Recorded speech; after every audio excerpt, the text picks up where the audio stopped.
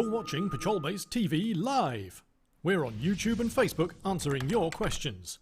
Now over to your host, Stu. It's true, it is me. Time and effort, that's where it takes. So we are here on our AQA video. So if you do have anything you want to ask us, now is the time. We will be here for a while. I'm joined with my guest, Pete, another member of staff here at Patrol Base. Hello.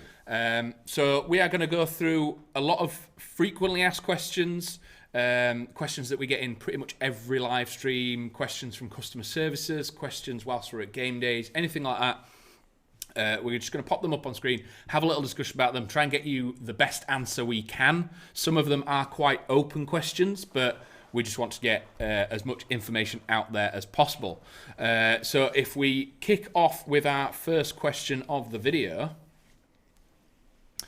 So this is a frequently asked question. We've got some coming from ourselves. That'll be prefixed with the FAQ. And we will have other people dropping their questions in throughout the video. But the best type of gun in general. Pete. I mean, you said we were going to have some open-ended questions. Yes. This is about as open-ended as it can get, I think. The best type of gun you can get truly depends on the circumstance in which you're playing. If you want something that is going to be reliable all year round, then I would probably stick with an electric gun of some kind, probably a rifle rather than a pistol. However, if you do a lot of CQB, a lot of close quarters stuff, then there's nothing wrong with running around with a gas pistol or something like that. So it really does depend on your circumstances. Yeah, it's that situation. It's there isn't our best. No. At all, because it's whether or not you want to start getting into bolt action, if you want to do pistols, if you're just starting out, if you've been in the sport for ages, budget, there is that much that factors into. Yeah. It's not a best there is no best gun. No. You can blatantly say that. No. There will be people out there that'll say that is, I've got the best one. There is no absolute best. There are some that might be better than others for certain situations. So CQB, a pistol will be really, really good, and a sniper rifle is going to be terrible. But then outdoors, vice versa, it's going to work both ways. Yeah, absolutely. But yeah, if you've got any points, queries, or anything like that you want to bring up, if you want us to revert back to that question and say I've got the best gun ever, just drop it down below and we'll argue. But we've got another question coming in. Tiga Matter on YouTube. Hi guys, on a sniper, the higher FPS is better, or are there other factors? Yes, is the short answer. But it is the short answer. Yeah. Obviously, there's a jewelage limit that you've got to stick within when you're running any realistic imitation firearm. I think that's the main factor with that. Is everyone tries to chase that 500 FPS, but there's that big thing now that people need to chase. Jewelage, or not chase jewelage, but keep an eye on jewelage. Yeah. You can get any bolt action, put a spring in it, and make it more and more and more and more powerful. Yeah. But that's not going to increase accuracy. Yes, it might increase range a little bit, but there are other things that you can do to make that better. Absolutely. I mean, obviously, whenever I speak to anybody about this, I always say just don't worry about the FPS output. You know, leave that alone. Concentrate on getting quality components inside, a quality barrel, quality hot rubber, quality hot unit. Yeah, I think that's the main thing. Is air seal is better than powder. Yeah, absolutely. Get decent BBs as well. Use decent quality BBs because that'll make a big difference, certainly to the accuracy and the grouping of your shots. So that's more worth considering. And especially with bolt actions, you're not going to be using a .2. If anyone comes to a chrono at a site and say they're a bolt action and they're running 2s, you're going to get looked at a bit funny, because if you're using anything lighter than a 4, maybe a 3.2 at best, you're not going to be allowed 500 FPS. You're going to be down at whatever the equivalent is. Yes, you're allowed to do 2.3, but again, I've seen loads of people running bolt actions like 400, 420, maybe 430, and because their barrel is really nice, barrel hop and nozzle compatibility is really nice, their air seal's really good, so they're getting maximum efficiency. If you've got poor efficiency, you can put as big a spring in you want in there and it's not working as good as it could be. You can put a smaller string in, use less wear and tear, and have better results, really. Yeah, there's a reason why, for example, Tokyo Marui guns will often outrange other guns, sometimes more expensive guns, even though they're not shooting as high an FPS. Yeah. It's because the quality of the components inside, the way it's been set up inside, it just flings BBs for days. Yeah, basically. I mean, they usually come out the box at about 270 FPS or something, and that's because of I believe it's because of the Japanese power limits. They have to be under a certain amount. So what they've done is they've gone all in on efficiency. They've got this. They can't go any more powerful than that. So they've put all the effort into making sure the hot barrel and the nozzle all work together correctly, properly, and it just shows that power isn't everything. Yeah. It helps again if you're running at 50 FPS, you're going to struggle, but it's a marriage between all of them. Don't just think because it's more powerful, it's going to shoot further. Yeah. So we are getting questions in thick and fast. We've got another one coming. Steve Cardwell on YouTube. I want to get the SSG 102A, but they are far too expensive for my income. Are any used weapons sales pages anywhere, please? So this has probably come from back in the Facebook days. So many years ago, people used to have groups and secondhand and stuff like that. Yeah. And now obviously that got banned. So people want to get, especially with expensive stuff, you want to try and find that secondhand thing. There is our Boneyard. Yes. I mean, I don't think there's any of them on there, but no. But we do have a massive amount of stuff going on the Boneyard on a pretty regular basis. So it's always worth keeping an eye because you never know what kind of goodies you're going to find on there. But yeah, what you're saying about sort of Facebook groups and things, there used to be some websites as well that dealt it just never seemed to take with... off. I've got an American mate that runs one over there, but he can't bring it over here because of GDPR and things like that. Yeah.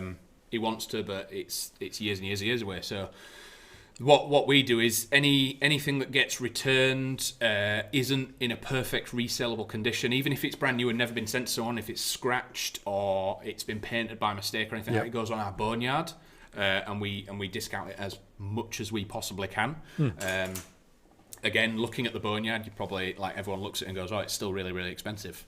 Airsoft is that way. There's not much money in each individual item, so trying to get something cheaper is going to be quite difficult. I don't know the exact platform that he's referring to. I've not seen how much they are, but I mean, second-hand wise, it's difficult to say nowadays. There's probably WhatsApp groups and people just word of mouth, but the one place to look is the Boneyard, and I think the Boneyard's a really, really good place to look if you are trying to build something. Yes. Rather than buying something brand new, it's a great place all the insides apart and doubling your expenditure. It's a good place to get a platform to start from. To build from if you've got a particular project in mind. Yeah, if you're wanting to do absolute endless upgrades to it and you just want a shell, it's the best place to look. Yeah, absolutely. One other thing I was thinking as well, if you're looking for something secondhand, it's always worth speaking to people at your local game site. Yeah. You go and play at a game site, you might find that somebody's actually looking to offload some of their old guns or something they don't use anymore. So just have a chat with people who play. You never know, you might get lucky. There's secondhand sales at sites as well. I mean, Halo's done it, our indoor site's done it. Speak to game sites that if there's quite a large player base at your site, they might be willing to do a bring and buy boot sale on a lunchtime or all like that. I know our indoor site's done it where from 10 till 4 is you can come, get a table, put all your stuff on it, and there'll be a table spare for people that haven't got that much and they just want one little space. They'll come around, people buy, barter and do whatever, and then afterwards they put games on that you can use your brand new stuff. Yeah. And again, it's a good way to get fully functioning, ready to go. Secondhand isn't damaged or anything like that or broken, whereas the Boneyard is if something's been returned and it still works and it's fully functioning, we've just knocked it off because we can't sell it at full price. Again, painted, slightly damaged. But the main one is boxes. So when someone returns something, they've not wanted it, the box returns, it's tattered, torn or anything like that, but the actual thing is brand new, and we just knock a little bit off it. And people have used their box as a target for testing their guns, so it's got lots of little BB holes in it or something stupid like that. But the gun's fine, So we've got more questions coming in thick and fast. Reese Bowen, is there a TAC 41 restock coming soon? If so, when? And also, will there be additional bits available for them, like magazines? I think that there's probably two questions in there with the restock and the TAC 41 in general, but I think it's probably the time to cover the restock thing. Yes. So the question it's been quite focused that time. when is the TAC 41 coming? Unfortunately, we don't know because I haven't got my computer next to me. But when it comes to, are you getting a restock? The number of times we get asked this kind of question. When are you getting this back in? Any airsofter who's ever gone on social media or is even woken up in a day is going to have seen something on there saying, "No, Patrol, it's always out of stock." But it's the way that some people word it, saying, "When are you getting a restock?" When are you getting it? Yeah. Presuming because they we get them in regularly. Yeah. But so as a company the size that we are, we get deliveries every single day. Like every single day, whether or not it's 16 pallets, 12 pallets from wherever. Yeah. It's just there's certain suppliers that come at different times, and Airsoft sort of, maybe not a lot of companies. The TAC 41's probably a sort of left ball one with that, whereas there's a probably constant flow because Silverback will build them constantly because they only have a few products, whereas larger companies, GHK, Cyma, everything like that, they build in sort of bricks. So they will pick, for example, GHK, when we spoke to them, it was, we're not building any AKs until June, and then they'll start building them, they'll send them out, and then they won't build any more for maybe 2-3 months. Yeah. But it's just one of them things, isn't it? If you see something on the website and it goes out of stock, if it stays on the website, it is coming back. Yes, and you can always use that email me feature on the product page. So above where it says the purchase button or buy me button or whatever it is, if that's grayed out, there'll be an email me when it's back in stock option. So stick your email address in there, and as soon as we get the item back in, it is the fastest way to and it's booked back in. As soon as it's booked back into our system, an email will get fired out to you saying, "Hey, we've got this thing. Give us your money." And I presume and the email has a link in it that takes you straight to it, so you don't have to go on the website and search or anything like that. No, exactly. There's a link on it, takes you straight to it, and it's there. I think there's maybe 3, 4, 5 times we get questions every single day about restocks, certain items coming back. We can give you a rough date, but again, with I'm not going to say Brexit's causing it, but just the amount of deliveries and things getting delayed. In the current climate. In the current climate, we'll call it. Things shipping from abroad, things get delayed. And you've got to remember that companies can only make so much of this stuff, like Stu touched upon earlier. So we'll get as much of something as we can. And then there aren't any more. But then there aren't any more. You know, we'll get as many as we can, and if they sell out, unfortunately, they sell out. I think the AAP one is the prime example of that. Yeah. We got so many in, they went with a couple of days. They flew. And because Action Army is probably one of them companies, they will build X amount of them, and then because they're out in the market, they don't need to build any more, so they will start building the next thing. And all the machinery that they have will retool and everything. They'll start building that. And they'll have 4 or 5 different things that they will want to build before they go back to the AAP one. Cyma's the same. Maru is probably the same. What was the other one that I just touched on? GHK, 100%. Speaking to them, because the size of the company they build in bricks. So once something's out in the market, it's going to be sometimes up to 6 months before they start building that thing again. But I will say, if it stays on the website, it is coming back. Yeah. If it ever disappears from the website or you can't find it again, send us a message and we're happy to say, sorry, that's been discontinued, sorry, we've archived it. It might be a case of we got 2 or 3 in, we sold them in a year, so we're not going to get it back. Yeah. In cases like that, we can probably try and work out a way of getting you 1 in, maybe. It's specifically order things, that's totally fine. It's always worth speaking to customer services, just in case. Yeah, they're more than happy to talk you through any bespoke purchasing or like that. As long as we have had it before. If it's something brand new, it'll be very difficult for them to know how much it's going to be, how long it's going to take, everything like that. But we can do it. We do have more questions coming in, so we'll go to another question. Natalie, I asked this question to support, but was yet to get an answer. I noticed about the Patrol-Based Taiwan Gun Partnership and was wondering how that works, ordering in a 2-tone gun and in general. Long question, but a very, very good question. For people that have been on the website, there is a landing page for the Taiwan, our relationship with Taiwan. Yeah. Ordering from them and everything like that. you probably know the difficulties people have had ordering from them. It can take a long time for it to turn up, even a few months. So what we have in place at the moment is if you go on the website or if you search Patrol Base X Taiwan Gun, it will take you to the landing page. Yep. And there is an order form and an email. You can fill out the order form if there's any parts, put it all in there, and it will go to one of our purchasing managers, one of our purchasing staff. They will put it on an order, and again, it's going to be one of them things. It will take some time, and people just have to be patient. I think it's one of them things. Yeah. And again, like we touched upon earlier, the whole current climate situation does mean there's going to be a bit of a delay getting anything from across the seas.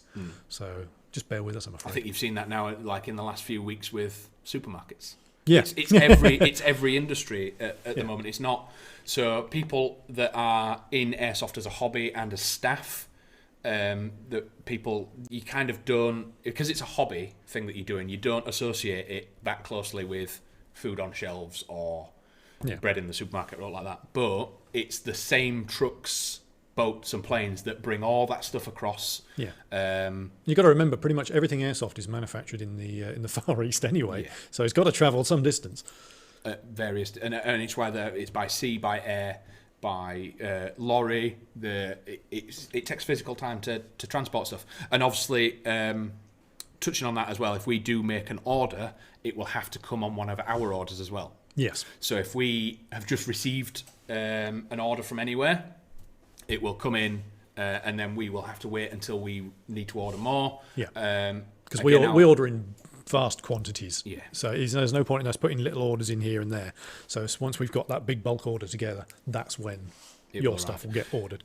I think Sam is really good with keeping tabs on when things are coming and getting them out. As soon as they land, he will get them out to people ASAP. And again, that's not just something that's on there. If you're after parts or anything like that, you can speak to any department and try and get something like that sorted. I hope that's covered that a little bit. It is there's a bit at the end there, the two-toning. The two-toning, yes. So most AGs or anything like that, or platforms that they sell, we probably sell. So anything like that we're selling through them or to the public, we will have to two-tone to be able to sell it to someone, and because of UCAR and everything like that. So yes, if we got an AG, bolt action, SMG, anything like that, if we got a platform in, it would go into the two-toning process. You would be informed about the timescale and everything, and we might come on to that in a little bit. But my little light's telling me that we've got more questions rolling in thick and fast. Luke, hi. I've just ordered a CM16 Raider 2.0. Which do you think is better, a red dot sight? Which do you think is the better red dot sight suited for a 20mm rail? Again, it's very unknowing to Luke, but it's a very open question. It's a very, very subjective question. I mean, a lot of people like running the hollow style sights, for example, EOTech type sights. Personally, I don't tend to get on with those very well because I find that the reticle is very big and obscuring. It gets in the way of what I'm looking at. I prefer just a simple as dot. As fine a dot as possible. Yeah, pretty much. If people don't understand with optics, if you look on the side of the box and it's got an MOA number on it, what that means is the bigger the number, the bigger the space that's going to cover. The bigger the dot, basically. At a certain distance, it's the bigger the dot. There's pros and cons for having big dots, little dots, everything like that. So a fine dot is for super, super accuracy. Or, again, like yourself, you want it to be clear. Less intrusive. Whereas the hollows have the dot, the ring, and again, that's for aiming off. So again, they have a purpose for windage and everything like that, as much as that's going to be a thing in airsoft. Yeah, I'm not saying all hollow sights are bad. We've had some that are very, very clear, very...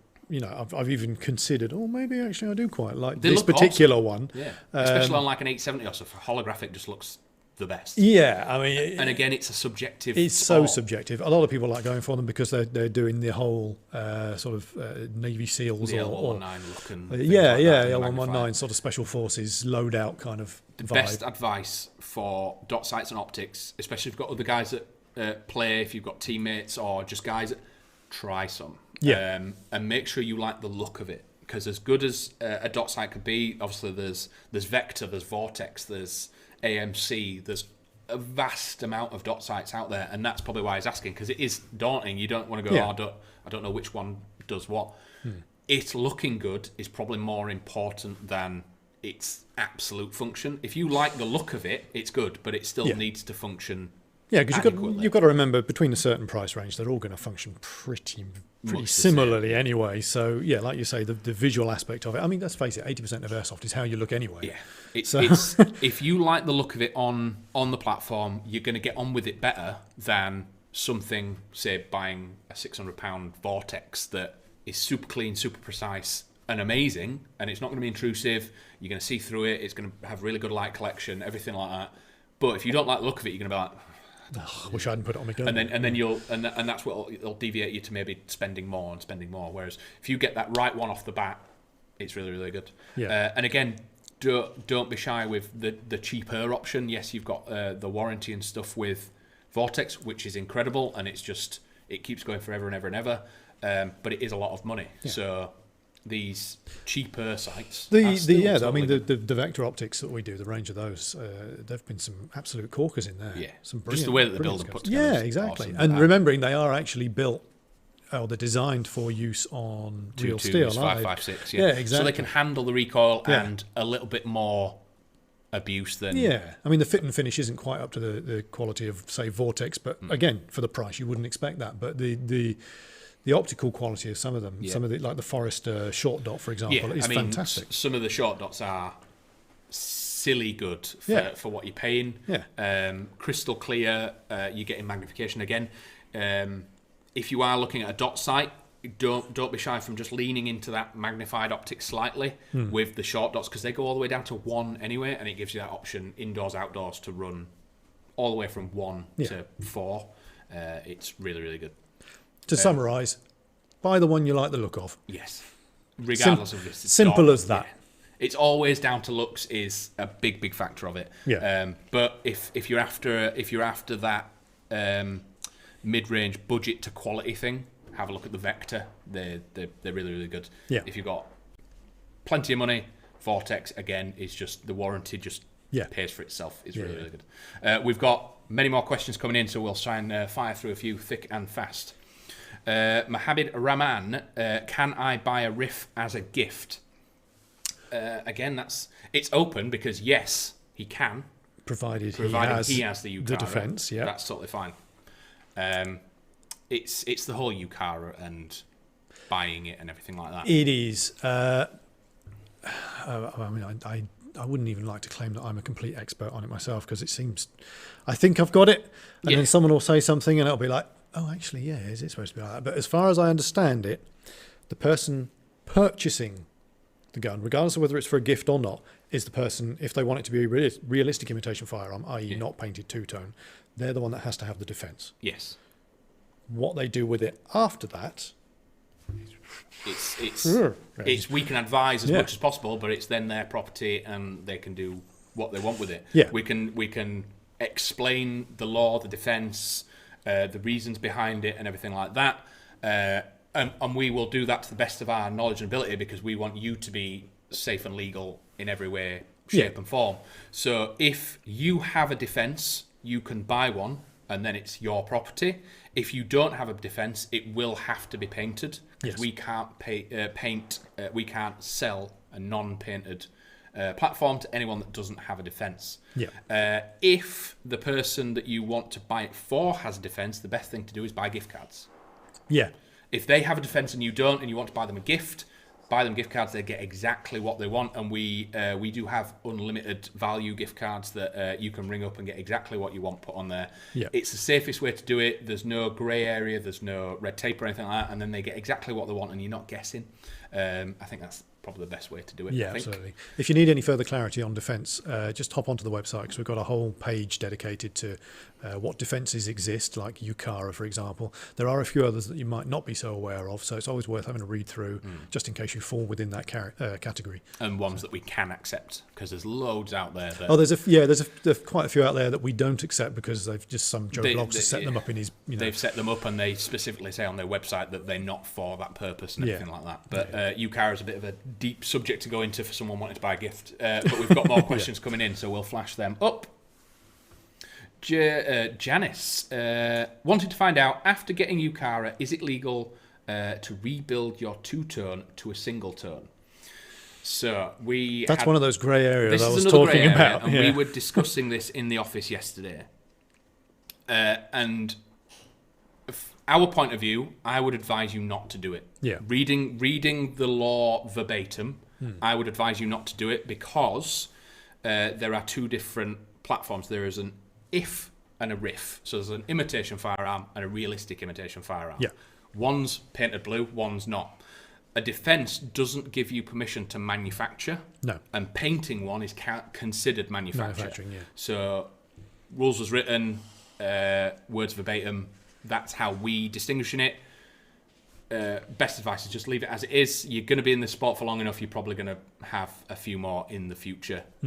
Is the best way. I don't think there's anything else we can really say about that. Not really. Being as safe and as yeah, exactly as we can. And don't want to see the blue flashing lights outside the office. Yeah, it's we have to draw the line exactly what it says in the law and the book and everything like that. Yes. And a defence does not give you permission to manufacture, and that's what changing an if to a RIF is manufacture. Yeah. Changing it the other way isn't, because we're going backwards. That's how I've always understood it. Unless you are an actual firearms dealer or something like that, I presume. But yeah, it's an answer, but it might not be the one that you're after. No. So we've got more questions coming in, thick and fast. Loving all these. Oh, another FAQ from us. So this is one that we get asked a lot. Why do you have to wait for a two-tone order? Can I pay extra and get it faster? No. Basically. Unfortunately not. No. The reason being, the amount of two-tone guns that we paint on a daily basis, I forget what the figure was now that we do in a day or a week. I think it's a ridiculous amount. 100 to 200 a day, maybe. Yeah, something crazy. Stupid like that. But you've got to remember that these guns have got to be taken apart by technicians, and then they've got to be prepped ready for spraying. They've got to be sprayed. They've got to be given drying time. They've got to be reassembled. And this is in a batch of, like Stu says, sort of 100 to 200 odd, ridiculous numbers. And depending on what colour you're having, they'll spray in batches of colours as well. So they'll do a bunch of blue, a bunch of green, a bunch of red. So depending on what colour you're having, it depends on where you are in that process. We do stay 10 days on the website. Yeah, sometimes it's quicker. Most of the time they do get it quicker. And to be honest, I'd feel bad having the unfairness of someone being able to pay to jump the queue. Yeah. The reason why it can take longer sometimes is you are in a queue, and as British people are, we're very good at queuing. You just can't quite see this queue. So when you get a two-tone, it has, again, like he said, it has to be picked. And again, they're doing the ones that have been bought 2-3 days previous, and you're at the back of the queue. Again, if it's quiet, you will get it quicker.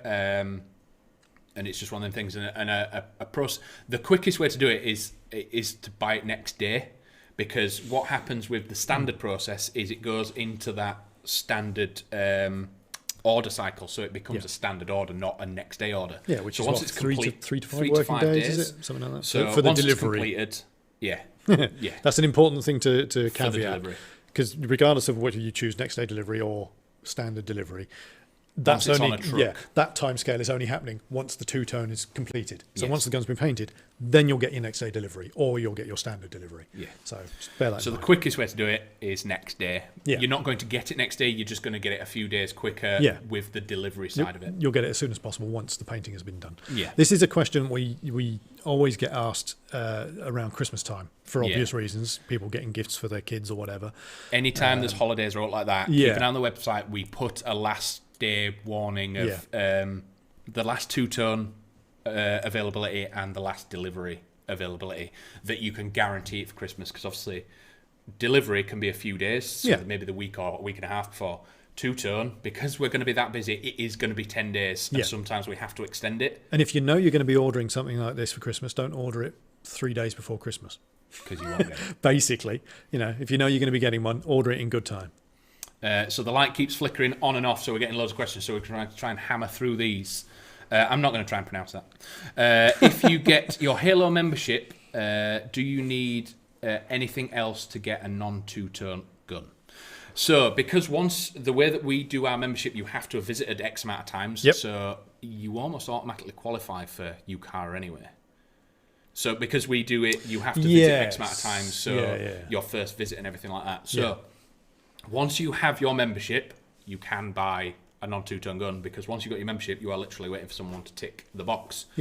So again, defences that are on the website, there is, once you're in the checkout, it shows you a list of them all, I think. Yes. It does. So there's Halo membership, UCARA, all them different ones, and you can get it straight away.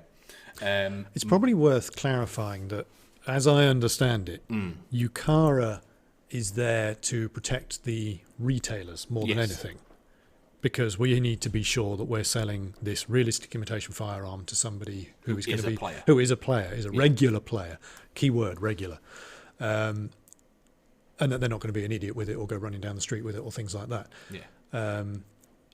So that's probably something that's worth. It's not a. I hate it when people say UCARA license. It's not a license. I'm even controversial and say it is a license. No! But, I mean, what you've just mentioned there, very coincidentally, I think there's been 2 incidents. With it being the summer, do not go outside with them. There's been 2 incidents recently. The boss emailed me with one, and we've had one local. As much as it might seem cool with your new toy and everything, even if you're in your own garden, walking down the street with it, yes, it is a toy. Even if it's painted or anything like that, but once it's in the public, it is still a RIF and it is still an IF. So it does still have firearm in the name. So please be careful with them. If you're transporting them to a site or anywhere like that, put them in a bag, put them in a box. Never get into a situation where a member of the public could see it, because then it is a problem. It is a problem and it is an offence. Because remember, they look realistic.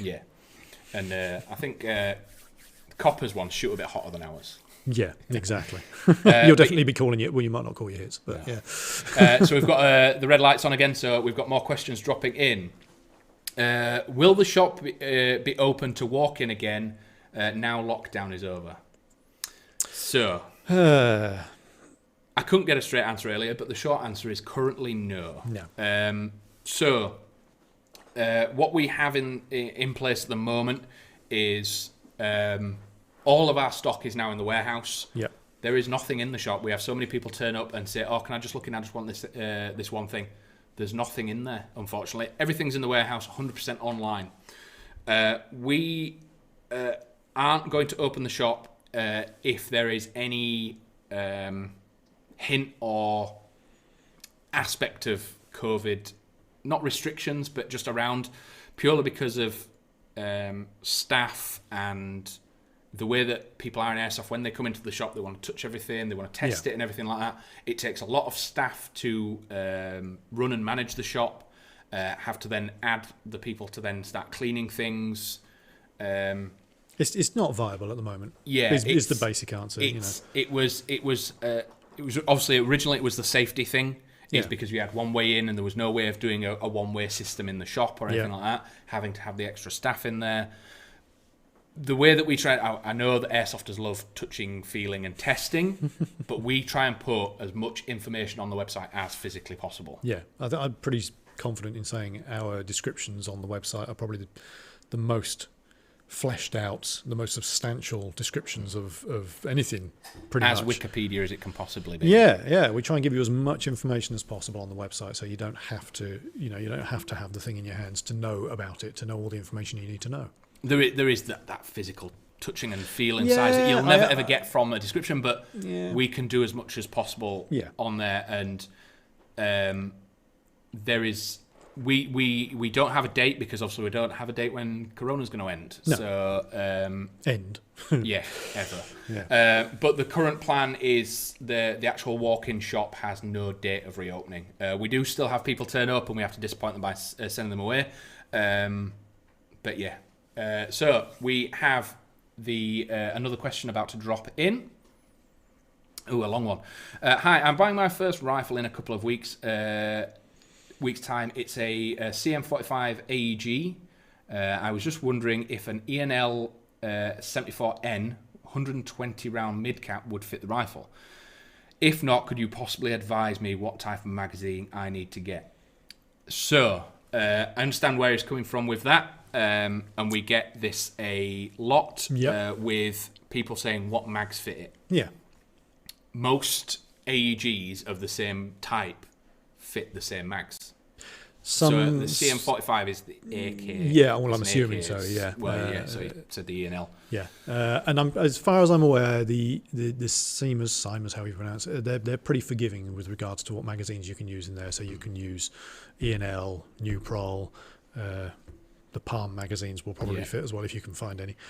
So yeah, I don't think it should be a problem for you. To be fair, if you were talking about G&G, for example.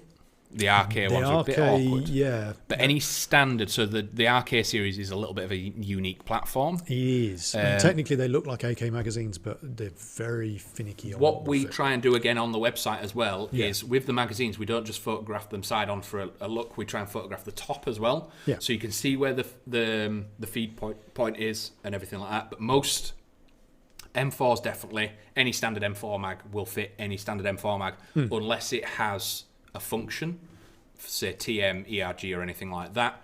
They will fit standard, but their proprietary mags won't fit in other guns. No. But when it comes to AKs, Simers, everything like that, 99% of the time they'll fit. Yeah. The main thing is obviously postage wouldn't be able to refund it, but if something doesn't fit or doesn't work, there is the no quibble return. Yeah. And that is a thing that we will honour as much as possible, especially without the shop being open. If you do order something and it doesn't work or you don't want it, there is a no quibble return. So we can refund the item and everything. We just can't refund the postage. When he says doesn't work, as in if it's incompatible with your gun or whatever like that. If it's faulty, then obviously we'll fix and replace or do whatever we can. Yeah, exactly. But with them mags, if them mags aren't compatible with your platform, we can just either swap them out for something else or just straight refund them. Again, what you could do is get in touch with customer services if they've got the magazine and the gun available to them and the time to do it. Then they can always check for you to see if the two fit together. Yeah, they'll quite happily drop mags in and when test I was in customer services, I did that on a fairly regular basis. They're more than happy to help people out as much as possible. Within reason of not taking hours out of the day, but if it's just testing a mag, that'll be totally fine. So we'll drop in another question. Will you be getting the new Lancer Tactical Nightshade 1911 high capper? It looks amazing. Lancer. Don't think I've seen that. I don't think I've seen it yet. No. I've probably seen it in passing and not delved into it yet. But if it's Lancer, I can guarantee we'll probably get it. I expect we will do. Yeah. We get everything Lancer, so. Again, as much as we can do, if it's available for us to get, then we'll get it. I will check after, and I will see if that is in the process of being ordered or on order. But I can say Lancer was meant to be here this week or next, so it could be in it, and we've just not seen it yet. But we've got more questions coming in thick and fast, so we'll try and smash through a few. When will EU shipping be available? So this is an FAQ from us. This is one that we get a lot. Yeah. Again, I can't even answer that question. So I went out. I knew this was going to come up, so I did get a clean and final answer of the reason why we're not doing EU shipping is, unfortunately, it's not us. It is the couriers that we use. When the start of this year, when the official Brexit thing happened on the 1st of January, there was all sorts of new paperwork and all sorts of stuff that they had to do to ship into Europe. And they were overwhelmed with the amount of paperwork and the amount of orders that they had to do and the time it was taking. So they just stopped them. So we have done everything on our side to the point of we want to be able to do it and we want to start shipping again. It's just our couriers currently will not ship to Europe. Unfortunate, but the second that we are allowed to, we will. And we have all the information, the details on the website of costings and everything like that. Hopefully that won't change when it does revert back. But yeah, we want to try and get them orders back out as quick as possible because there are items that we do that no one else does in Europe and stuff like that, and we want to try and get them out there. But there's more questions coming in thick and fast. Do you recommend the PTS EPM 1s? Have you done a video on it? 2 points to that. There was an issue early on where people saying that they were struggling with the EPM 1s. Yeah, loading them. Loading them with either speed loaders or Odins or Sindwires or everything like that. I got one out of the packet, put an Odin on it and wound it straight away. So I've not experienced the problems that some people are having. I remember historically with the PTS EPM mags, didn't you have to sort of build them up, as Yeah. it were. So put in 20 BBs and then 50 BBs and then That's what a few 100 or people have something said like that they've had the problem Just is build it up slowly and then wind it until Yeah. I think a lot of people saying it was breaking their Odin or Yeah, something yeah. like that. So you wind it a little bit, vent it, wind it, vent it, and just let that mag build up. The couple that I've had out of the box, unfortunately, I say fortunately, I've not had any drama with. I've just been able to Yeah. load and do. I think we have done a video on PTS in general. Maybe not physically loading it, but what I'll add it to our list of probably pre-recorded videos rather than do a live on it or anything like that. We will do a demonstration of loading the EPM ones. If we do find any that are having a fault, we'll put one to one side and see if we can replicate it and see how we can stop it happening. But good question. We will make a video about it if we haven't done already. We've got more questions coming in. What's the best gas for Tokyo Marui High Kappa? A question from YouTube. Maruis and powerful gas. Yeah. I would say no more powerful than your sort of your typical green gas, basically. 144A summer gas, something like that. Yeah. Simply because, as everyone is usually aware, some people complain about it, but some people think it's a good feature. The Marui pistols have plastic slides or polymer slides. So you don't want to put any gas in there that's too powerful, because you'll find that the slide will break and come flying off the gun, and that's your gun ruined. And again, reverting back to the earlier question about power, and you don't need to chase the FPS and everything, because Tokyo Marui pistols shoot so well and so consistently and so far, then you can easily use a lower powered gas and still be perfectly effective on the field. Yeah, I'd probably never go over sort of green gas, ultra rare, maybe in the winter. In the winter, but yeah. I wouldn't go to red, black, the new V12 or anything like that. No. Because what you will have with the slide coming back, it makes the front of your gun the weak point. Yeah. And I had a Marui years ago, a little tiny one, and I had it for a long time. So it was, and I was using normal gas with it, but obviously after a long time, guns will break, and that's what happened. The front end of the gun, it got a hairline crack, too powerful a gas at one event, and it cracked the front.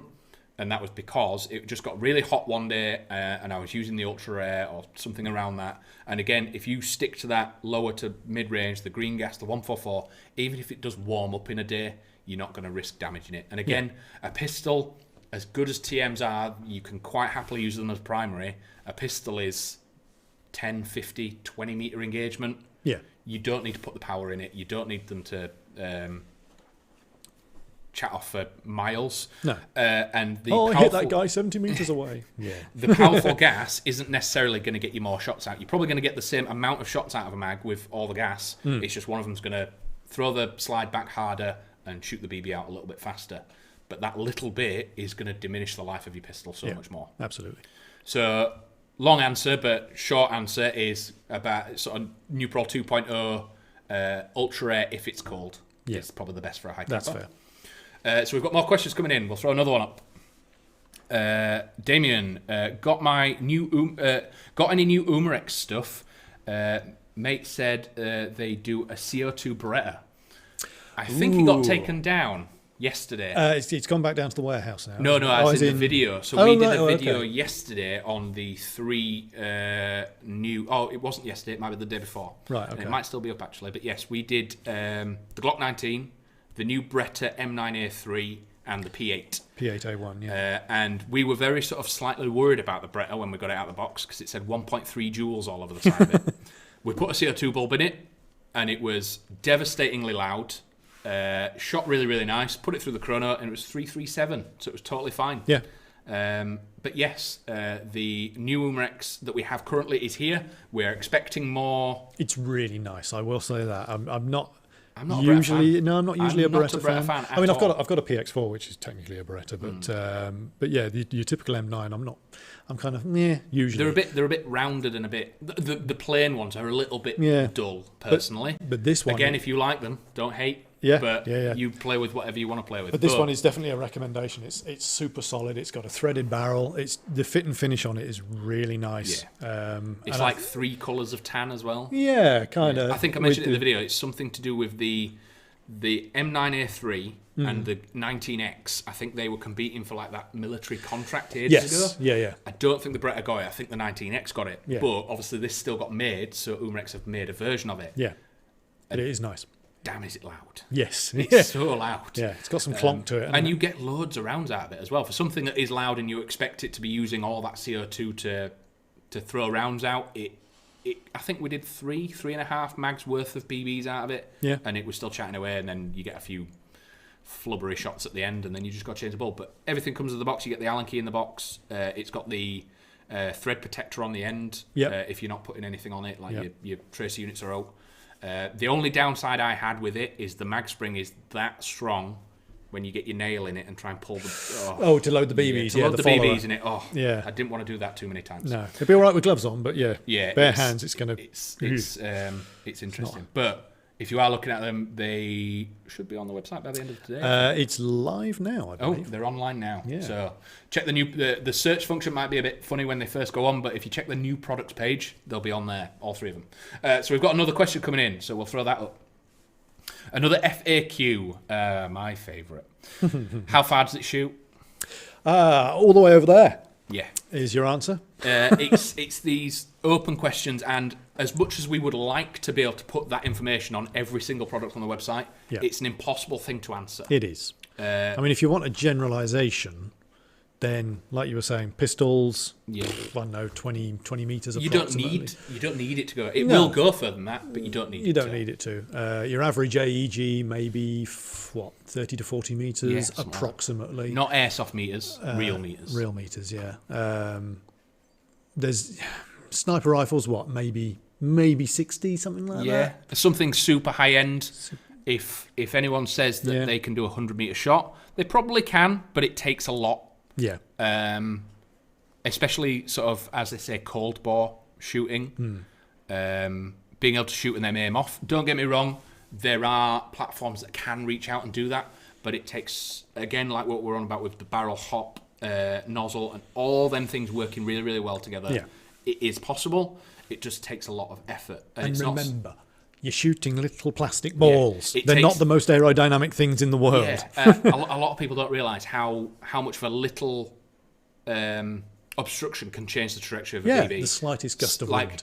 Spider webs in trees can deviate a BB off its exact track. So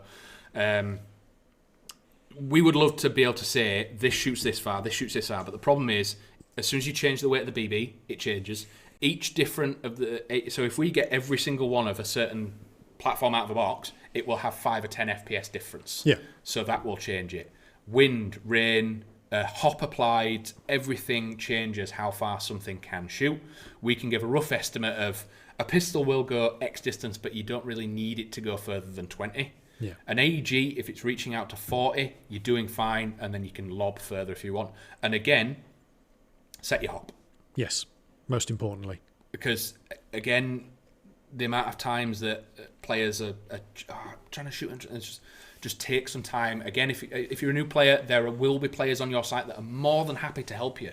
Oh, absolutely.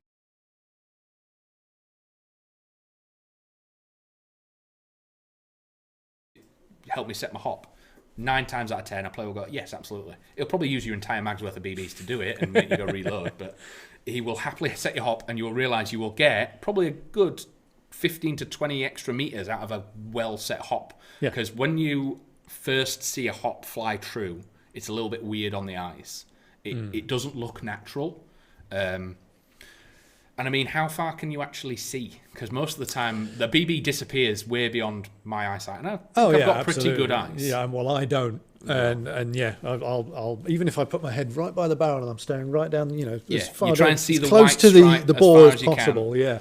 And I'm just I'm guessing I'm shooting towards that person. 30, I don't 40 know. meters, you're not seeing that BB anymore. Yeah. So, so we can't really state how far something shoots as much as we'd like to. So we've got the red light of questions again. The red light of questions. Any idea on when Tokyo Marui will be back in stock? Very soon. Really? So I wasn't aware of this. Yes. So we were expecting 2 deliveries this week. One has been delayed, unfortunately, for the reasons that we've spoken of previously. But we have 2 TM deliveries on the way.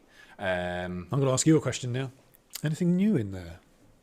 No, unfortunately not. As much as I really want the AKM, it's not in there. Damn. Yes, I'm very, very excited for the AKM. Unfortunately, we don't have them on order. As soon as they are on our list to be able to order, we will be getting them because they're awesome. And same with some of the other new bits that have come out. There's the Block 3 as well, isn't there? There's the Block 3 and there's the new non-blowback Defender pistol. So if you're into your sneaky beaky games or you've played milsims where people capture each other, oh, the bodyguard, or was it? It's like a bodyguard thing. It's got 7 rounds in it, and it is very, very, very cool. Just something that you can hide away. There's a lot of games where people have capture rules where they have to physically touch every platform you got and say, right, that's out, that's out, that's out. And if they don't find everything, then you use it. And that'd be really, really cool. But the AKM, I've heard a few people talking about it, saying its rack is a little bit lackluster the same, but I think the MWS is similar to that. But the shooting and the recoil of it is really, really, really nice. But I believe it is plastic, not real wood. Really? But again, with MWS and everything like that, there'll be that many aftermarket and upgrade parts for it. It will be awesome. But the red light is saying I have another question, so we will go to another question. Oh, more TM. Any plans to get the new TM GBB Sega 12K? Short answer, yes. Yeah, he wants it. I want it. I'm definitely interested in I think around with that. The amount of times I've spent in my brain trying to work out how that's going to work. It's going to be yes.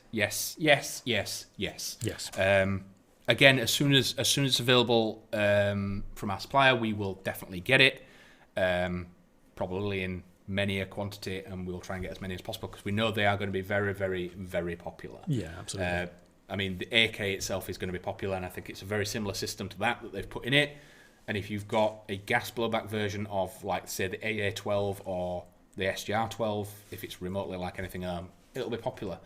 I will advise people that with stuff like that, make sure your site is going to allow you to use it. Because there are some places, like with the AA12 and the SGR12, even the 870, you've got to make sure that you stick to the 3, not the 6 shot. Right. You can't full auto, anything like that. So if you are going to spend this money on a brand new platform that's untested, firing 3 BBs at once, full auto, it's a similar thing to that high rate of fire. You're firing a lot of BBs at the same time, so make sure your site allows you to use it before you dump a load of cash on it. Keep an eye on the social media, basically. As soon as we get a Tokyo Marui order in, then we'll be telling everyone. Yeah, because it'll be selling really, really quickly. Yes. So we've got another question coming in. My second favourite question. Go. How much does it cost? So this isn't an open-ended question. This is more a YouTube question. Yes, this is a question that basically we have to avoid, because as much as we'd like to talk about it, because of YouTube analytics and their terms and conditions, etc., etc. So, if you want to know how much it costs, just go on the website. If it's on the website, sometimes we do new things, and it's not on the website yet because we're really excited and we just want to show it off. Yeah. But 9 times out of 10, we cannot state how much something costs when it's in my hands in front of camera, purely because the video will just get turned off. YouTube will drop the video down, and we may get strikes, we may get anything like that. So what we do now is we have to moderate the chat as much as possible. Yeah. And anytime someone mentions that, we have to swipe it off because YouTube reads the comments as well. So if people start talking about that and it starts doing stuff, it affects the video as well. We want to try and keep these videos up so that they're informative and everything like that. But cost is always on the website. It's not really something that we have to tell you. We can tell you features and everything, or what something does. Cost, if you're going to buy it, you're going to see the cost before you buy it anyway. Hi YouTube, if you're watching, love you. Yeah, love you all. So we've got another question coming up. Is the G&G Combat Machine the best starter gun? It's certainly a good choice. It's a very good choice. I've always said to anybody who came in the shop asking, it's my first gun, what should I get? And whilst that is certainly a good option, I always tell people your first gun you should get is the one you like the most. Yes. So, has to look good. Yeah, you have to pick it up and want to use it and want to play. basically. So it needs to excite you. Yeah, exactly. So G&G have, because so many sites have used them as their rentals, and they get used every weekend. So normally an airsofter might use his AG once every 2 weeks, and that's a lot. Maybe once a week if they're a very heavy player. Some might only use it once a month. The G&Gs were rentals, so they were getting used by people who didn't own them every week and getting hundreds of rounds, and they seem to last. They just because work. Players had used them, they went, I really liked that, and they're not looking and broadening the spectrum. So that centre part of the G&G is the same as the rest of it. So if there is another G&G that you like the look of, I'd go for that. Yeah, because it'll be built around the same internal, same gearbox, same motor, etc. It'll just have a different handguard or a different stock or different length or something. The best starter gun that you can possibly get in the world is one that's in your budget and you like the look of. Yeah. Because again, your budget is a massive factor. It's all down to how quickly and how much you want to spend to get yourself on the field with all the gear. Yeah. Obviously, the platform is a key thing, but you've got to look at always budgeting for battery, charger, iPro, boots, gloves, everything like that. Extra magazines. Extra mags. I think a lot of people are sort of shun high caps and everything like that, but I think that's where they sit perfectly, is being able to let people start the sport quick, easy, and effectively. You don't want to have to spend £20 a mag on 5 mags to be able to play. You've got this one magazine that holds 300 BBs and you can just play. It's great. It gets new people into the sport, and new people mean the sport keeps going. Yeah. But turn a big long answer into something short is in your budget and you like the look of. If you like the look of it, then you're on to a winner. It's a great choice, and with it being an M4, there's loads of aftermarket parts for it as well that you can just fettle around with down the line. Yeah, absolutely. So we've got another question coming in, thick and fast. Are you guys going to restock springs-powered shotguns with full stocks anytime soon? So this reverts back to what we were talking about earlier about restocks. Yep. But I also know there are lots of pallets down there waiting to be booked in that have shotguns in them. So again, this is one of them moments where we get these massive deliveries in constantly, but then there's another delivery the same day and another delivery. They are down there right now, but it's going to take time to get through it. We have 16-ish pallets plus another delivery in at the same time with 2 to 3 people going through it. Make sure we've got everything we've ordered. Make sure the quantities are right. Make sure all the pricings are correct if we've bought them at a different price and we want to make it cheaper. Make sure that you're getting it at the right price. But I know there are the CM58 shotguns down there. Right, okay. In boxes, waiting to be booked in. So again, if there is a shotgun that you're after... Use that email back in stock button. It is the quickest way to get notified. Because as soon as those things get booked in, you'll get notified. As soon as someone puts that number in the box and ticks it on the computer, it just flashes all the emails out to you, and you get a link. You can click it and you can buy it straight away. It doesn't email it to you until it is physically available on the website. So Correct. It's a great system. So we have another question coming in. I've noticed you don't stock many AR-15 M4 barrel nut handguards. Only a couple of Vector Optics actually make some good M-Lock ones. Any plans to stock more? So this is on with like the old Nuprol handguards and rails and things like that that seem to just disappear. Are we talking about the sort of M4A1 style handguard that's held at the front between the two captive cups, so that kind of thing? Because there was a Magpul one, wasn't there? Yes, there's the plastic one, and it's anything that uses the standard Delta ring. Yeah. And I think a lot of them sort of disappeared off the way. I reckon the trend will come back and people wanting them old school style builds again soon. Yeah. But the current trend is L119, sleek M-Lock, key mod and everything like that. So that Delta ring style has fallen off the radar a little bit. And also I think because it tended to come with part and parcel with the triangular front sight post, which was fixed there. And a lot of people didn't like having that in the way if they were going to run a red dot or something like that. If they were going to put an optic on there. As much as you can co-witness and everything like that, and it's fine, a lot of people just think that it's covering half my dot, it's not as efficient, so I want to take this front bit off. But yeah, I do believe the trend's going to swing back the other way very, very soon once people have had all this high-tech M-Lock, key mod, all them bits. people are going to go, oh, I've done that, I want to go classic now, and I think that trend might swing back the other way very, very soon. So if things are on the website and they're out of stock, we are getting them back. But if they aren't there and you're after something and you've seen it elsewhere, the order form, anything like that, allows you to do anything like that. If you've seen it elsewhere, you can message Sam. He can give you an estimate, a stock availability, and whether or not we can get it, and everything like that. So if there is something that you are after and it's not on the website, we can try our best to get it. Yeah. So we'll throw the next question up.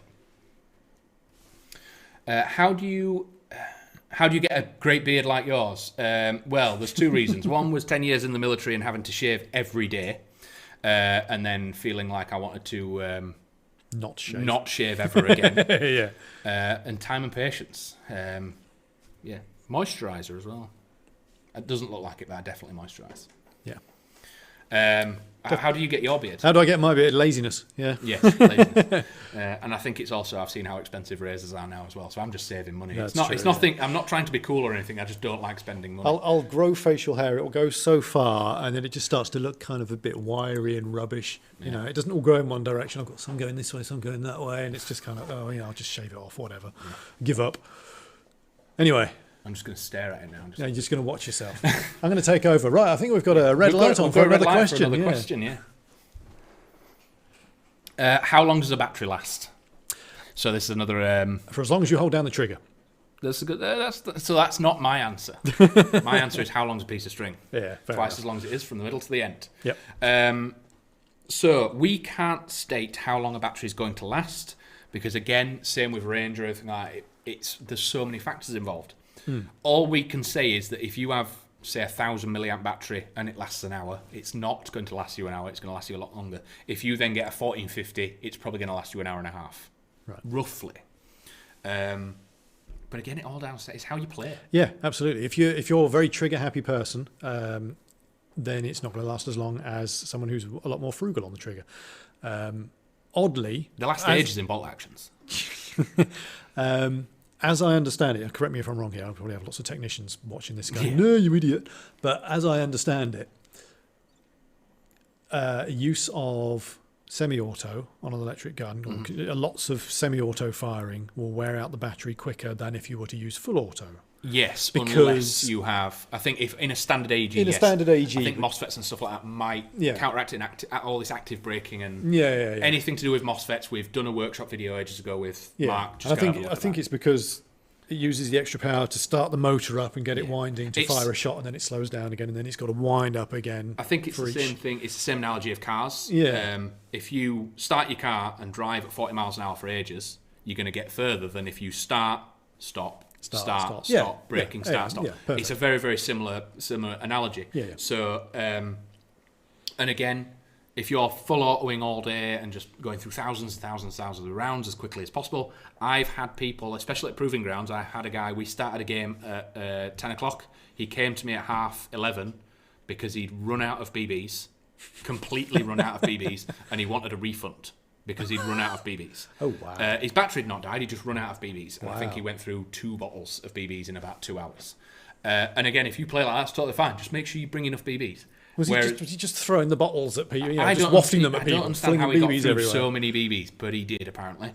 And he wanted his money back because he had no more BBs. But we just sent him to the shop and he got some more. We gave him some little the little 1,000 bag rental ones and let him carry on playing for a bit. But if you were sat there and just taking single pot shots at a time, the battery's obviously going to last longer. Yeah.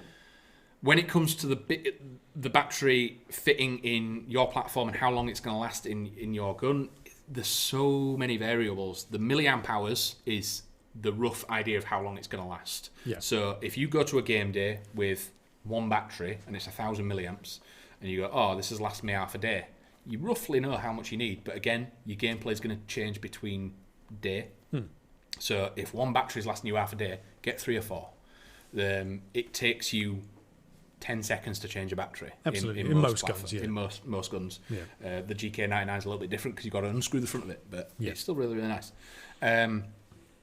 So we can't state exactly how long a battery is going to last, but we can give you a rough guess. And we always say have more than one. If you have one battery, you probably, even I run 1450 milliamps in mine when I'm not using the gas, but that can last me a day. And again, if you start adding MOSFETs, gates, Titans, all that kind of stuff, with a gate Titan, one battery is probably going to last you 3 games because it's so efficient and it shuts down. Well, on my M4, it's a bit of a Frankenstein build that I put together myself, but I deliberately got myself a PTS stock because it had, the EPS stock, one. because it's got massive storage in there, and I use a 11.1 volt 2600 milliamp hour battery in there, and that easily lasts me a day, easily. Yeah. So with the, because I've got a CTR style on mine, it goes down the stock tube. Yeah. No example on there. So I can fit a 1450 milliamp LiPo down the stock tube. It fits perfectly. I don't put my stock all the way down because your stock being out gives you a bit more space. Yeah. And that can last me a day if it's quite a tight game or it's very, very, very trigger happy. I'll just swap at lunchtime. Even if I come in at lunchtime and I don't think it's going, I'll swap it anyway.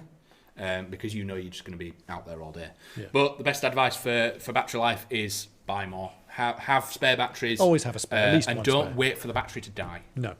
If you have a break, or if you've gone from the start of the day to lunch break and you're not feeling it slow down a bit, swap your battery then, because you know you're going to last the rest of the day and it'll be great. Yeah. So we've got another question coming in again. Scotty, will you guys be getting more Umarex, Glocks and 416s in soon? Yes. This one I do know. There you go.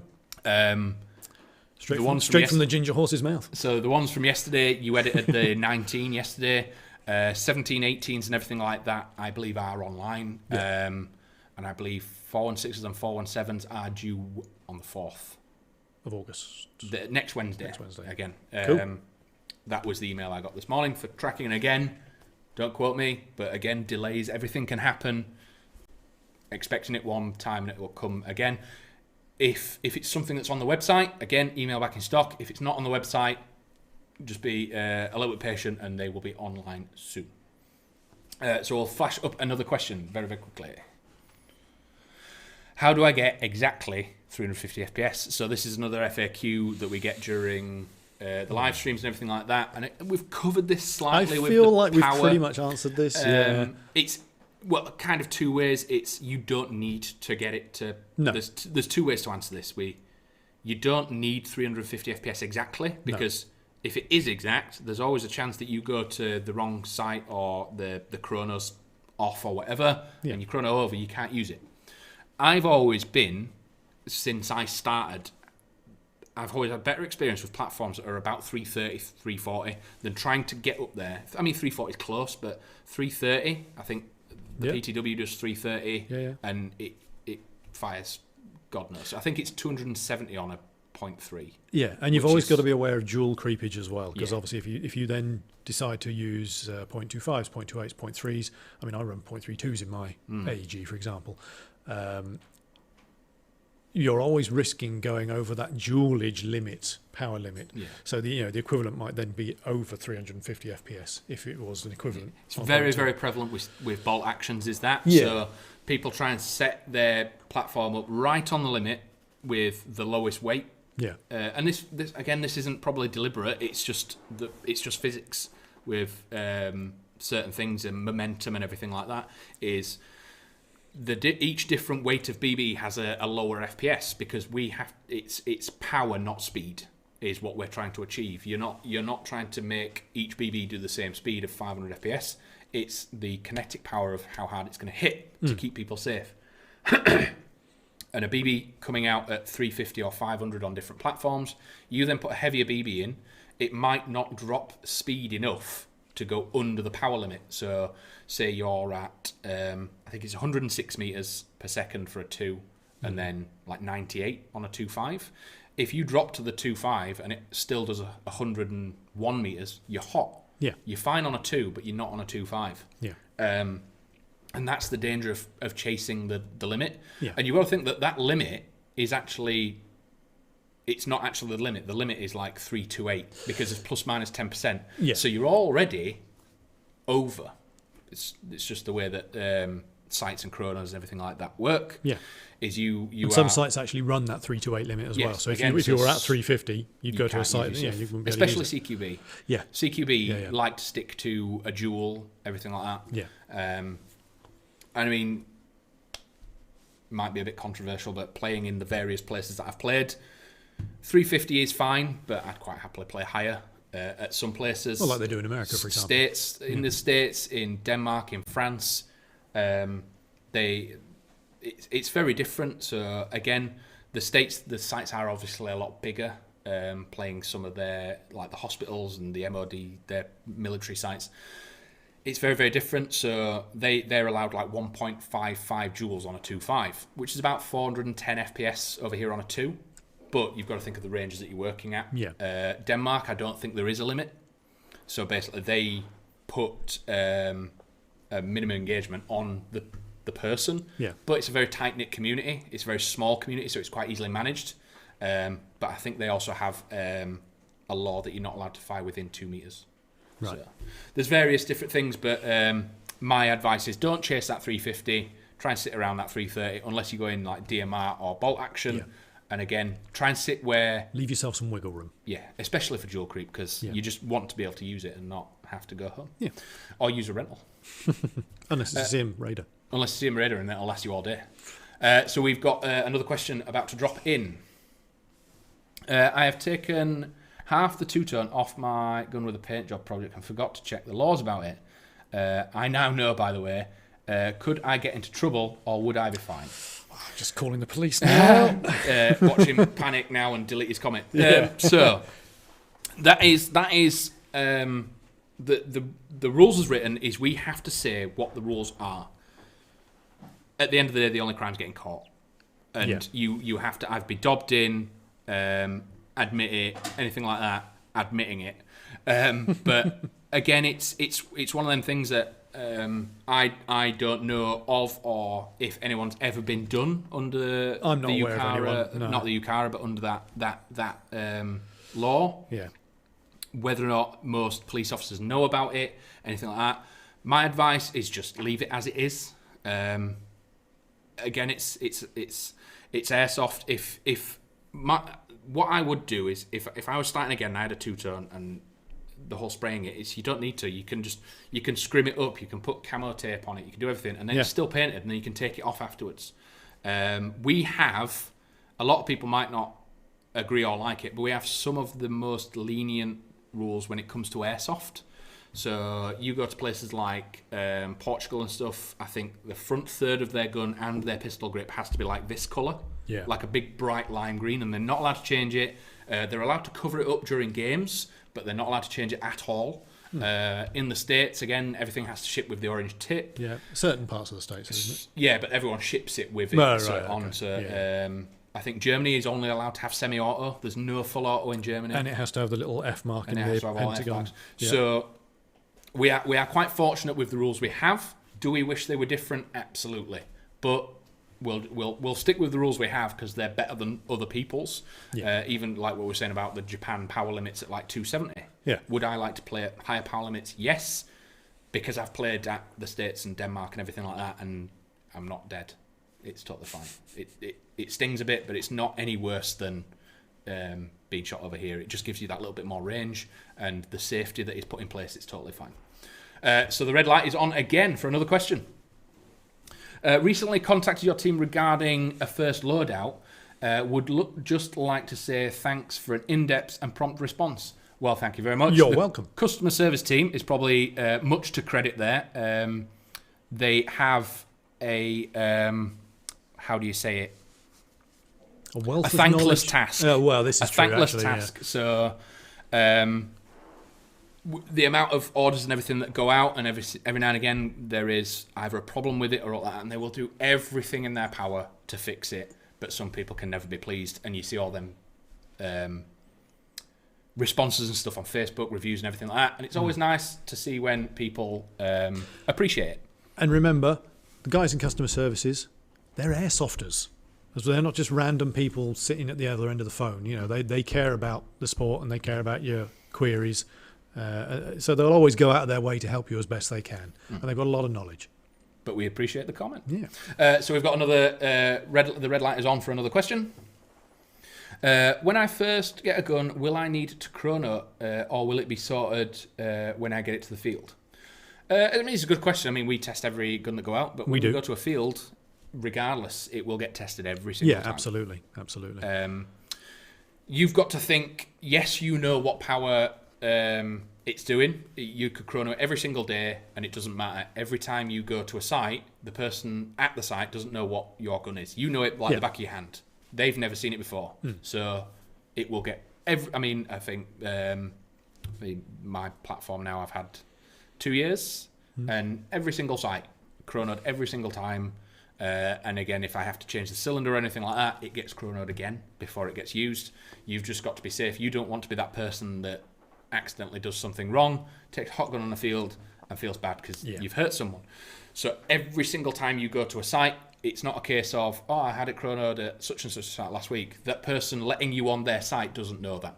So it will get chronoed every single time. Every time I go to Proving Grounds, the site that you run, I always go through chrono. I always make sure I chrono the gun. I don't know just in case. I don't know what you've done to it. I don't know what you've added to it.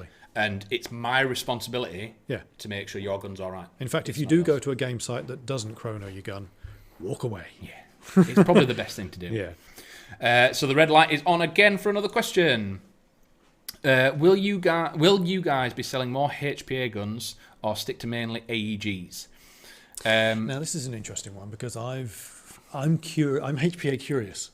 I've never really had any experience of it, but it went through a phase of having a really bad rep of people sort of tweaking the powers once they've gone through chrono, and then sort of ramping the power up a little bit. And, so I've run HPA, and I've always, and again as a site organizer and site runner, I know how people can and try and get through chrono. Yeah. And it's easier to do it with other platforms than it is HPA.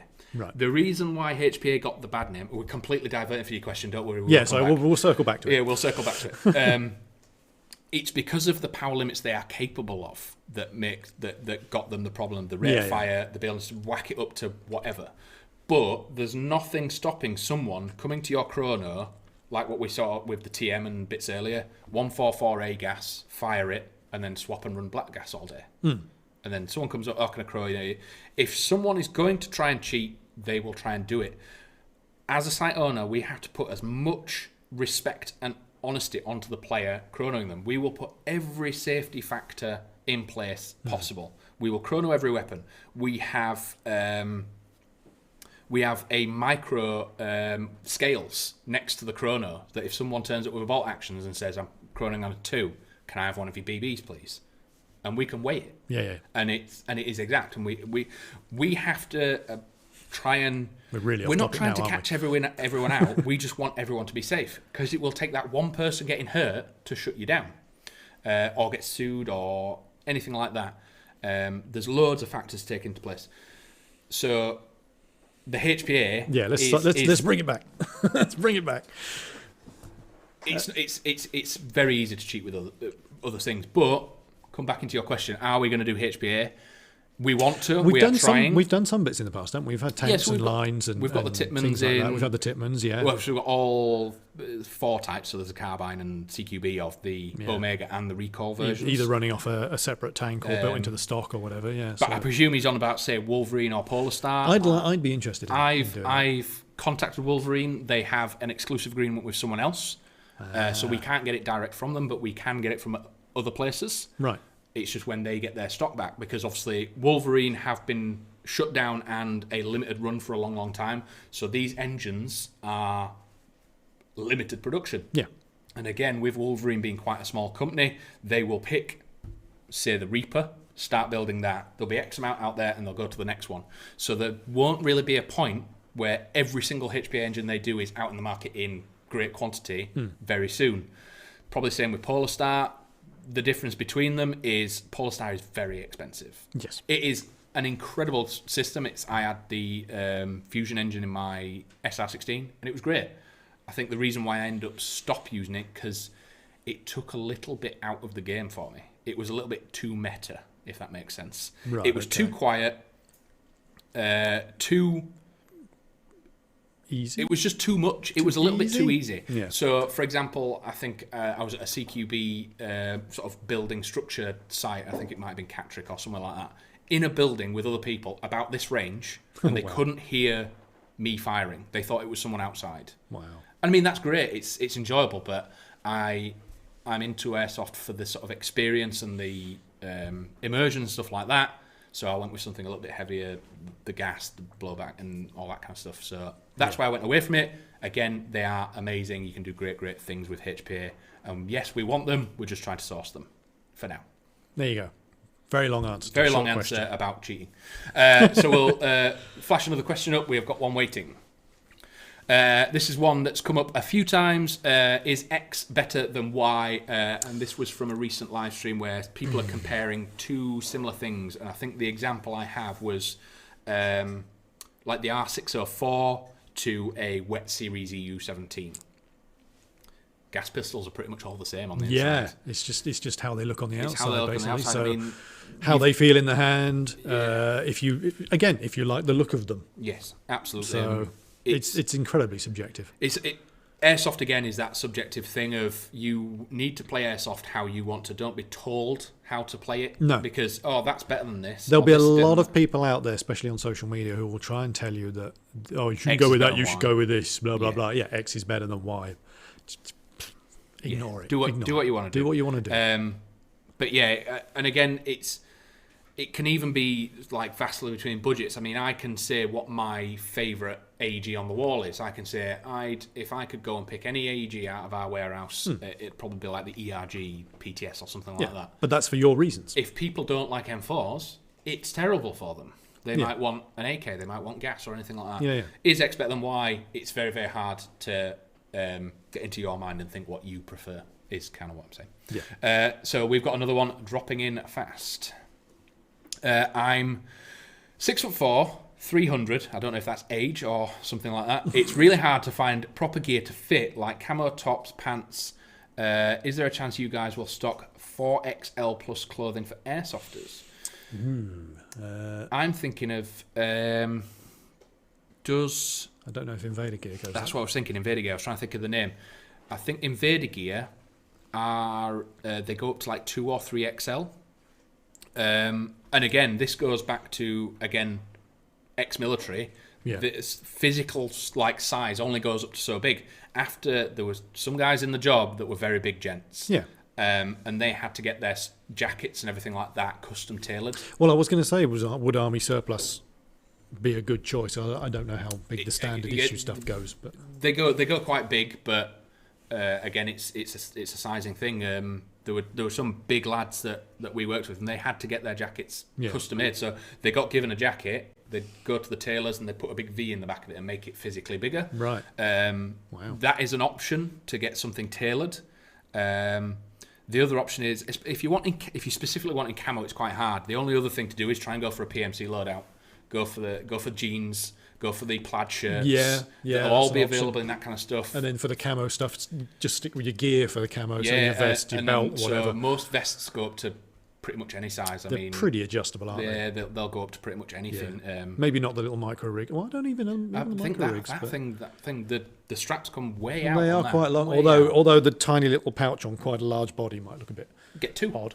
Yeah. Get two. And then you'll have loads of maps. Side by side, or we'll get four of them all over yourself. Loads of them on there. But advice for that, 4XL I think might be difficult to find even in Invader Gear because they're quite generous with their sizings. Yeah. They might go to 3. I would advise anything that's come from Far East, is size down. Emerson Gear, etc. They'll tend. Their large will be our medium, kind of thing, for example. So I wouldn't necessarily trust their sizing in that regard. So even if they do a 4XL, it'll probably be more like a 3XL. Yeah. Here. I'd probably advise either trying to get something tailored. So buy yourself a 3XL and tailor it, or go for the PMC with jeans, plaid shirt, and a micro rig or something like that. Yeah. So we have another question about to drop in. Has COVID killed airsoft community, or will it thrive again? I don't think it's dead at all. No. I think again, looking at the social media and throughout COVID, people's eagerness to get back to the field was I think pretty it's evident. almost done the reset that people needed. I think a lot of people were getting tired, not tired playing or anything like that, but they've obviously been in the sport for ages and ages and ages, and almost like treading water in a hobby. Yeah. Everyone does in every hobby, regardless of what you especially do. people who go to the same site every time. And then there was this point where someone was then saying, no, you can't go anymore. And then when it reopened and we had limited numbers and everything like that, sold out immediately. Yeah. Straight away, the sites were full. People were coming back. Players that I have not seen for 3-4 years, like regular players that I've used to play at other sites with, have come back into it. Guys that have just like either got a family or anything like that. The kids have grown. They've taken that sort of rest period and come back to it. I think Airsoft is currently thriving. I think it's on an uphill curve with the sort of mainstream almost. It's becoming more... There's more people that will mention it than maybe 10, 12 years ago, 15 years ago when I started. It was very much, this is it. This is Airsoft. This is what you've got a choice of 3 guns and that's it. The choice you have now is astronomical. It's crazy. And I don't think it's going anywhere anytime soon. No. But thanks for your question. We've got another one coming in. What do you think of Speedsoft? It is a completely legitimate way of playing. It's an option. It's an option. It's no different. It's so you can compare skirmish, milsim, Speedsoft, hardball, paintball. We're all doing the same thing. Yeah, we're all shooting balls at each other. We're all shooting balls at each other. It's just a different way of playing. A lot of the, I will say, a lot of the hate that goes towards Speedsoft is it's a very aggressive style of play. Yeah. And trying to beat it means you've kind of semi-got to join them. Yeah. Learn how they play, learn their tactics. The best way to beat someone is know how they're going to play. Yeah, absolutely. If you're just going to, oh, they're terrible, you shouldn't be playing a lot like that, don't do that. Talk to them, learn how they play, learn their tactics, because as soon as you understand what they're going to do, you can beat them. It's good training for you. Yes, basically. Because it adds another tool to your toolbox when you're playing then. Yeah. It's it will allow the way that they advance and strike on corners and turn and angles. The way that they do angles is great. It's very different to room clearing and slicing and cutting in and this and the other. They will just be aggressive and try and get rounds in there.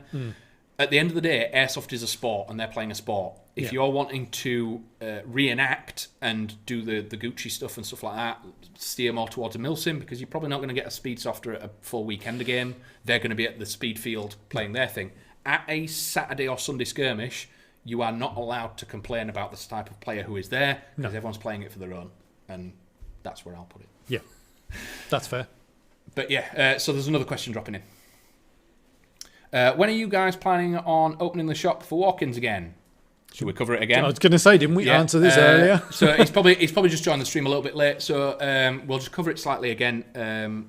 We'll reiterate it. So we currently have no plans to reopen as yet, whilst there is any semblance of COVID in place, purely because it takes everything that we put in the shop, we take offline as stock. So it can't then sell. It takes a lot of staff to run it anyway. We would then have to put extra staff on for cleaning purposes, the one-way system, everything like that. I know rules are laxing, but it's still around and it's still there and it's still a problem. So for safety of people, staff, stock and everything like that, having to clean it and test it, there is currently no date and no plan to reopen the shop. Yeah. We try and put everything online, highly detailed, as many images as we can. But if you want a little bit more information, drop us a message, give customer services a call. The chap earlier was asking which mags fit his platform. Ring customer services, they will test it for you. If something like that isn't compatible, you buy something and it doesn't quite work correctly, mag doesn't fit, out like that, we can do a no-quill return. It's totally fine. I hope that's about it. Yeah, that pretty much covers it. So we'll flash the red light is flashing again. What is the most recommended green gas? Yeah, it's It's open-ended. Yeah, there's not a vast amount of difference between them, to be fair. Yes. It's like a mixture and a pressure difference. Yes. So with the mixture, you get a certain amount of propellant and a certain amount of lubricant, which is, it's good to have the lubricant in there because it keeps all the rubber seals nice and fresh, make sure they don't dry out, make sure you don't get any leaks in the magazine, for example. Nuprol 2.0 and Abbey 144A. They are sort of middle ground that will work in everything. And I think that's probably the best answer. And again, if it then starts in the summer, starts creeping warm, you want to drop down to the 144A. And it's almost like a little needle. So with the green gas and the ultra air in the middle, the temperature then should sway which way you go with your other gas. Yeah. It's not going to make a massive difference in most platforms, but especially like M4s or GHK or M4s that have got really, really heavy bolts that are using a lot of gas to throw that weight back, and you need to keep that momentum going with the functionality of it. Go for that V8, that V12. Especially if you've got an M-Passer or like that, in the winter you're going to have to use something like that. But again, that isn't going to change how much it's going to affect your FPS. No. It's all down to how... Because basically, it's all down to how fast it can turn from a liquid to a gas. Yes. And it takes longer when it's cold. Yeah. But yeah, it's a bit of an open-ended question, and it depends what platform you're putting it in. Yeah. It's very hard to answer sometimes. But green gas and ultra air are middle of the road, and then you can swing either way when it gets warm or cold. Just remember with ultra air, if you are going to use that regularly, because there's no lubricant in ultra air as far as I don't think so, no. as And I far don't as think there's any in the new Vorsk the stuff Vorsk either. stuff, right? No, just every dozen or so fills of the magazine, a couple of drops of silicone oil in the gas feed hole before you put the gas in, and it will just keep those rubber seals nice and fresh, stop them from drying out for you. So you don't have to worry about having to have lubricant in the green gas if you don't want to. I've always had that advice, and I've done it. I do it with mine. So the 9mm up there is the my gas one, and what I do with that is when I'm not using it, the mags are always filled with maintenance gas. Right. So maintenance gas you can't really game with. It's literally mostly silicon. Yeah. Get to a game site, go into the area, and fire the gas through it. Yeah. Completely dry fire it through it. It vents the mags, it gets the gas out of it, and it fills your platform with the lube and everything like that. Yeah, it's and important. then refill it. It's good to keep the magazines under pressure when they're not being used, isn't it? Not Full high pressure but with just like a bit of the pressure. gas, but the maintenance stuff, it just sits there, keeps everything moist. Yeah. And then I fire one mag through, so it lubes the whole gun, and then fill the mags with what gas I'm going to use for the rest of the day. So the red light of doom is on again. Red light of questions. I ordered a gun from Two Tone. When will it possibly come? All depends on when you order it. So we covered this slightly earlier with the Two Tone ordering system. Someone wanted to know if they could get it quicker. Basically, it joins the back of a queue, doesn't it? Yeah. So you're looking at approximately 10 working days for the two-tone service to be completed, and then whatever delivery option you added on top of that. So if it's the next day, it'll be posted that next day once that painting's completed. If it's standard, then it's 3 to 5 days after that painting's completed. So maximum 10 days. Maximum 10 days, time. not estimated 10 days. Yeah. So if, for whatever reason, they're currently doing a green batch, I'm not saying that's what they're doing, but if they're doing a green batch and someone comes down going, we've got another green one, they might strip it down and put it in that batch and you might get through. Yep. But again, you're at the back of the queue, and if you've ordered a blue one, you'll be in the next one. And again, we've got to strip them all down, paint the bits, put them back together, test them, make sure they're functioning, and then it clicks into your delivery service, as in goes, gets packed and sent next day, or it goes into the standard shipping pile. But depending when you order it, it is including the shipping, no more than 2 weeks, because obviously weekends don't count as working days. The Sundays don't count as working days. Yeah. So the red light is on again. Loving all these questions. We've had that one before with how much is it? So again, for these guys that are joining us that haven't been on the stream for a bit and join us live every day, we are not allowed to state prices on live streams. YouTube doesn't like it. It doesn't like us putting prices on things like that. It will get the video booted very, very quickly. We will get strikes on the channel, and then it stops us doing it. Unfortunately, all prices, unless it's something that's come brand new and we're sort of trying to beat it to the punch, and we're just really excited and want to show it off, it will be on the website at some point. But normally, just go on the website, search it, and it'll tell you exactly how much it is. Yep. But I think we've covered a hell of a lot there. I think so, yes. I hope you've all enjoyed yourself. I've loved answering all the questions. I think we've covered everything. I've got lots of notes in front of me, making sure we have covered it all. Any more frequently asked questions that we need to get I think rid of? they've all come up, and we've covered the transporting one. I think that's the most important one recently that we sort of tied into something else. Just one, especially recent events that have turned up in newspapers recently. One local to us and one way down south. People getting into the sport, do not take them outside because it is still a firearm. Yep. At the end of the day, it is still a firearm. It is an offence to have it outside, even if it's painted or anything like that. Even if it's in your garden or anything like that, if a member of the public can see it, it's a bit dodgy. So, and for the love of Jeff, we're near Halloween. Please don't take your gun out on Halloween. Yeah, don't put it as part of your fancy dress or all that. It's not worth it. Just make sure it's in a bag, in a hard case, protected. Only take it out when you are in your house, either cleaning it or putting it away, or at a game day, and it's away from the public. But that's the one that I just wanted to reiterate, especially with the two stories that were in the newspaper the last couple of days. You don't want to be one of them on the receiving end of an armed police response. That being said, it is totally fine to own these. I don't want any mums or anything panicking that the kids have got these. They are totally fine to own. You've just got to be very, very sensible with them. Hard cases, para cases, gun bags, anything like that. Just keep them safe. Again, safety as well.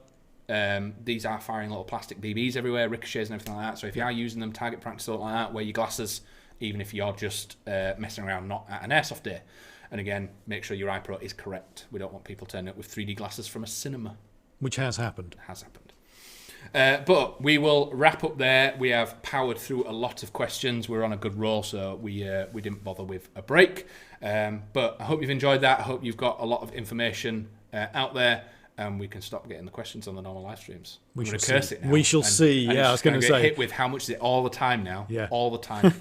But it's great to speak to you as always. I hope you enjoy these longer formats. We hope to do these a lot more regular. But if that's everything, it's goodbye from me, and it's goodbye from Pete. Goodbye from me, and goodbye from me.